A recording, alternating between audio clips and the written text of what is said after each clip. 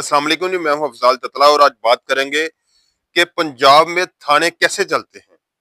यानी थानों का कितना बजट होता है और ये थानों के ये जो मामला है वो कैसे हैंडल होते हैं।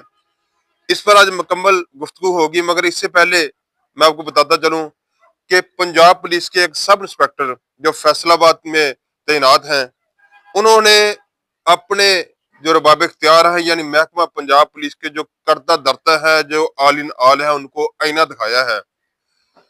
जिन्होंने आईना दिखाया है सब इंस्पेक्टर साहब, उनका नाम है मलक आमिर शहजाद वट्टू।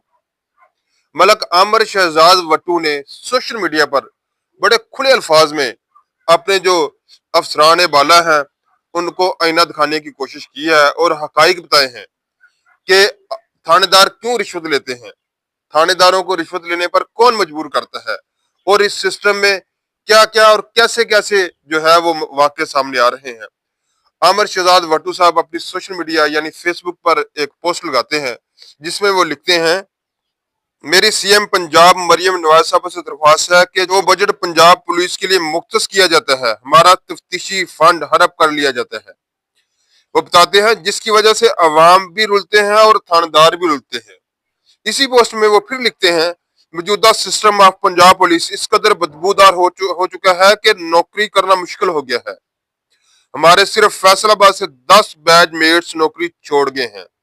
यानी उनके मुताबिक 10 बैच मेट्स यानी 10 सब इंस्पेक्टर जो है वो नौकरी छोड़ गए हैं इस बदबूदार सिस्टम से तंग आकर।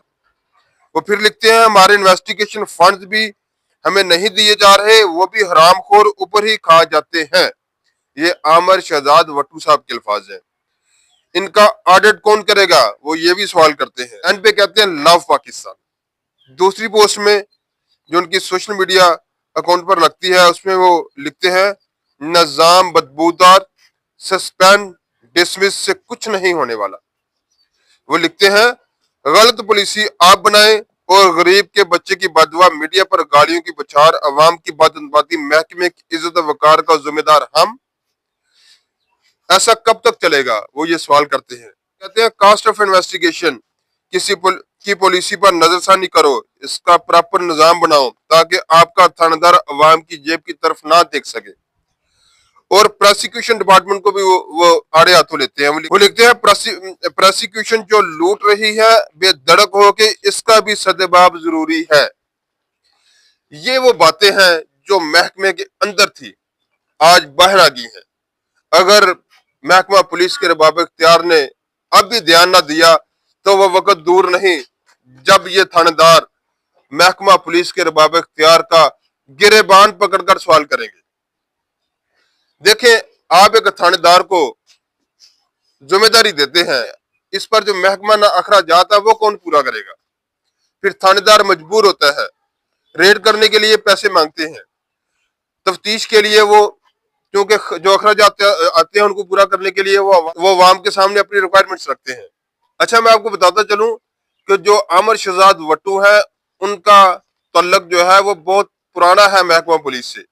आमिर शहजाद वट्टू साहब अपनी फेसबुक पर लिखते हैं कि उनके दादा बालक खान वट्टू के नाम से थाना बालक 1907 में बनाया गया था।